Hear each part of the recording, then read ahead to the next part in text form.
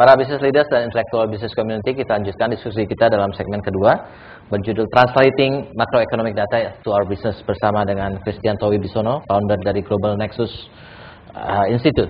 Ya. Oke, dari audiens ada yang ingin bertanya Pak Kris? Silakan Pak Budi.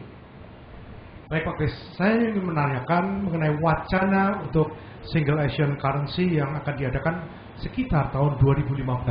Itu dampaknya apa untuk Indonesia?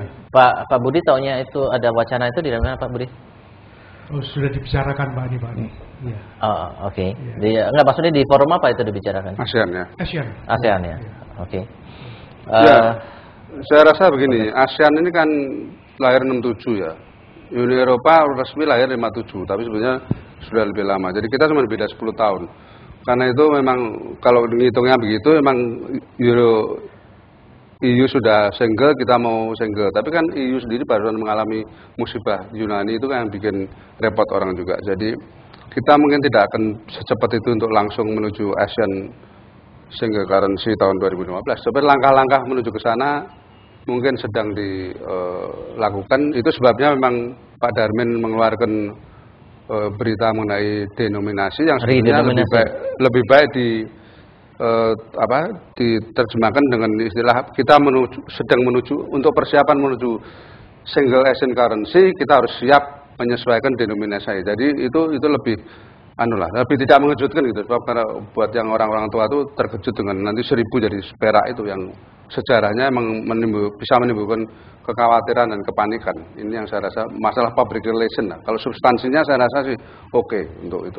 Tapi tetap apakah denominasi itu sebenarnya akan berperan nggak sih Pak terhadap market, terhadap pricing? Sebab kita tahu waktu EU diberlakukan saja, ya, satu euro itu 2 gulden. Satu Deutschmark kira-kira 1,8. Satu euro 1,8. Ya, memang waktu itu perlu transisi karena. Tapi kenyataannya katanya harga yang tadi 1 gulden jadi 1 euro. Ya, jadi perlu dalam transisi itu memang kadang-kadang terjadi mau tidak mau terjadi inflasi dan penyesuaian daripada nilai yang tadi dari gulden ke euro tuh. Akhirnya tapi kan jadi ada dua mata uang yang beredar bareng gitu. Nanti orang tinggal milih pakai apa gitu tapi dua-duanya tetap berlaku. Nah, ini mungkin memang proses transisinya di mana ada dua mata uang yang beredar, satunya nilainya 1000 dan ini seperak tapi dianggap 1000 baru, itu memang akan mempengaruhi inflasi karena waktu pengalaman tahun 65 itu ya kan begini, 1000 rupiah dijadikan seperak. Terus bensin dinaikkan, jadi langsung terasa dari tadinya 250 menjadi 1000 kan langsung terasa gitu. Jadi lonjakannya tuh, tapi kalau dengan rupiah baru seolah-olah tidak terasa, tapi buat rakyat kelihatannya naiknya dari besar sekali gitu. Tapi dengan dirubah jadi 1 perak tidak terasa. Gitu. Tapi permainan digit aja itu akhirnya. Tapi sebetulnya yang terjadi inflasinya sampai 600% itu. Jadi kalau kita ngomong substansial sebenarnya tidak berubah, tetapi kenyataannya secara psikologis itu menimbulkan reaksi market gitu Pak. Ya, karena waktu itu memang istilahnya abrupt sekali dan tidak main mekanismenya waktu itu betul-betul 1000 uang lama ditarik semua diganti rupiah uang baru gitu loh. Betul-betul drastis sekali waktu itu. Gitu. Nah, kalau kita lihat ini dalam konteks ini tidak dalam konteks itu. Cuman memang ngomongnya nih dengan menyebut Zimbabwe, Turki orang jadi takut Zimbabwe menyebutnya. Jadi memang ini a matter of public relation. Jadi memang gubernur BI pun harus belajar public relation karena ada repot. Nah, kalau kita lihat dari angka-angka makro sendiri yang meyakinkan kita bahwa itu aman, itu angka makro yang mana Pak yang kita bisa lihat? Oh ya, artinya gini lah, posisi waktu Bung Karno dipaksa yang 1000 jadi seperak itu memang jauh lah. 65 kita terpuruk sekali, kalau sekarang kan tidak kita punya. Jadi it's very different situation. Jadi situasi 65 sama sini beda sekali bahkan dengan 98. Jadi tidak ada alasan objektif untuk khawatir soal itu sebetulnya. Pak Anthony, you want to give comments about this? Please, tolong mic-nya. Ya, terima kasih Pak. Iya, kalau kita mempelajari Euro ya, European Union itu ya seperti Pak Kris katakan itu dia punya adjustment juga panjang ya. Sebetulnya udah dari tahun 46 sewaktu Perang Dunia Kedua mereka sudah diwacanakan untuk mendapatkan suatu single currency. Yang sebetulnya ya John Maynard Keynes itu dulu sudah melihat bahwa itu adalah bangko gitu, yang disebutnya bangko, tetapi akhirnya dijadikan SDR. Tetapi itu untuk universal dia punya international transaction. Tapi akhirnya mereka menuju ke European currency. Tapi kalau kita lihat sendiri sekarang ini bahwa European currency itu sewaktu krisis Greece dan sebagainya itu lalu ada wacana untuk bilang bahwa kalau bisa udah nggak perlu ada single currency gitu ya. Dipecah lagi. Perancis dan sebagainya juga udah mau keluar dari situ ya, sampai mengancam untuk mau keluar. Makanya Inggris happy ya. Inggris happy ya. Udah tahu ya katanya. Nah, message-nya di sini adalah itu tidak sederhana begitu bahwa Eropa single currency gitu. Dan kita harus melihat sebetulnya keuntungannya apa dari kita. Ya, keuntungannya apakah ya hanya sebagai transaction? Sebabnya kalau kita lihat misalkan kita dibatasi dengan balance of payment. Defisit kita berapa ya, untuk supaya kita maintain kita punya inflation itu sama ya, kita punya inflation sama dengan negara Singapura dan sebagainya gitu. Nah, pertanyaannya bagi kita negara yang berkembang jauh situasinya dengan Singapura, kalau kita mempertahankan balance of payment defisit seperti begitu, bagaimana kita punya growing? Nah, itu dampak kepada pembangunan ekonomi kita juga gitu. Betul toh. Terus kedua adalah masalah dari single currency ini di Eropa. Kalau kita lihat mereka mempunyai bank sentral, tetapi mereka tidak mempunyai treasury, European treasury. Jadi semacam Ministry of Finance-nya untuk Eropa. Nah, sehingga kalau ada seperti kayak begini krisis di situ mereka bisa memberikan contribution gitu kan, menteri dari treasury-nya bisa take care. Tetapi mereka tidak ada, sehingga setiap negara mencoba untuk memberikan kontribusi. Lalu sebetulnya krisis Greece itu sudah 2-3 tahun yang lalu sebetulnya sudah mencuat. Mereka sudah tahu defisitnya di atas 10% begitu. Dan mereka sudah tahu ini adalah balance of payment defaults. Tetapi mereka diamkan saja yang tadi karena tidak ada supervisi gitu.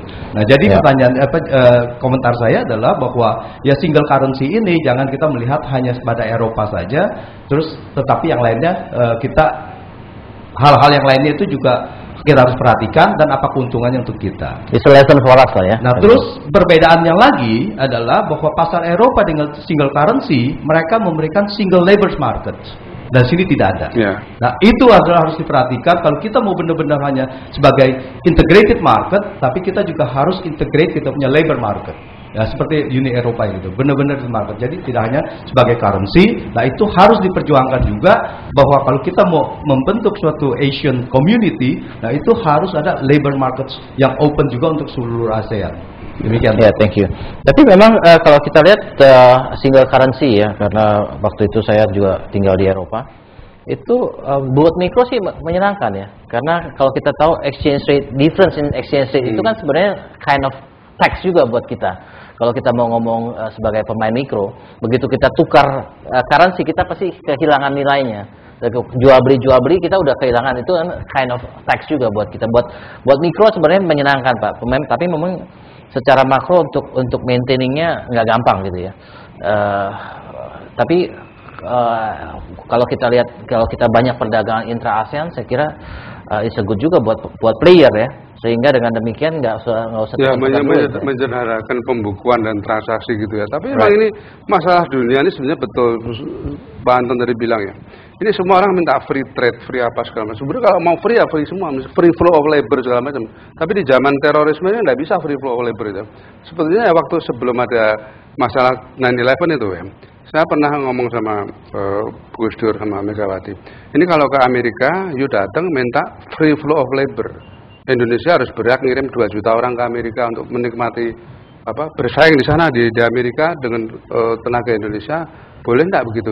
Jangan cuma free flow of capital masuk sini, free flow of labor gitu. Tapi zaman sekarang mana bisa ngomong gitu Pak, terorisme jadi susah toh. Jadi sebetulnya ini dunia ini juga gendeng sendiri. Kalau misalnya ada free flow of labor, semua labor bisa masuk di situ diuji toh. Daya saing sekarang ini sebetulnya gini toh. Kenapa China menang dari Amerika? Loh, karena China rela jual bayar. Gua laku $10, oke lu maunya $100. Terang aja laku $10 menang toh. Sekarang dipaksakan, lu mesti jadi $100 dong. Lu kalau enak, kok $10 yang untung terus. Jadi kan nggak bisa begitu sebetulnya. Jadi ini sebetulnya pertikaian China, Amerika, negara maju, negara berkembang karena gini toh.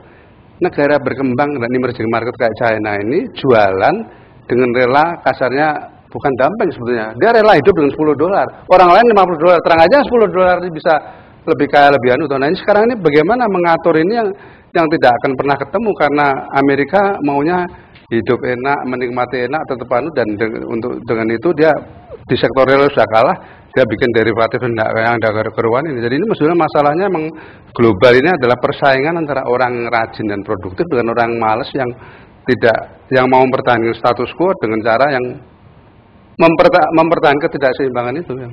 Nah di ASEAN nih, kita kan ngomong ASEAN Pak ya. Kalau kita ngomong ASEAN, ada nggak movement free flow of labor? Ya, ASEAN ini juga sebetulnya gini toh. ASEAN ini kalau mau betul-betul free betul, sebetulnya kita nggak perlu takut ya. Free betul, free kemana-mana, orang free, ini free, dokter free, dokter free praktek di Singapura, itu kan sebenarnya nggak apa-apa. Malah sebetulnya kalau mau yang paling takut property rights itu sebenarnya kan Singapura. Sebab kalau kita misalnya, oke, free lah, semua properti free. Dalam sehari Singapura punya orang Indonesia, atau tidak perlu dikup, tidak perlu diserbu.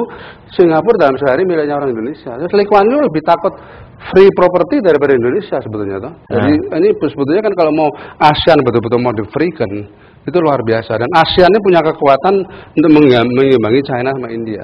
Tapi kalau pemimpin ASEAN sendiri, maaf, masih pemikirannya masih sensitif ya, ethnicity, masuk segala macam, dan ASEAN-nya tidak bersatu, pasti akan kalah. Itu sulit menghadapi China India ini di dalam konteks China India Indonesia ini. Oke, Pak, kita harus break lagi. Buat para business leaders dan intellectual business community, buat yang ingin memberikan komentar ataupun pertanyaan, silakan SMS ke 0896 kali 788. Kita break untuk segmen berikutnya.